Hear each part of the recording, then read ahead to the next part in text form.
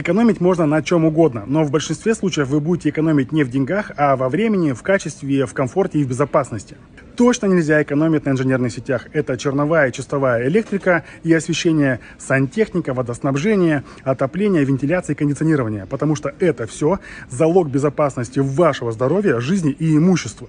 А дальше вы можете уже, например, купить диван не за 300 тысяч, а за 50. Они будут примерно похожи, но за полтинник диван будет собран из ткани, палок и говна. Но я открою вам секрет. Вы точно можете сэкономить на дизайнере интерьера, потому что вы сами можете сделать дизайн-проект, проконтролировать стройку и укомплектовать вашу квартиру под завязку. Это легко, я вас научу. Напишите в комментариях фразу «Мне скучно жить», и я расскажу вам, как постареть за 1 год.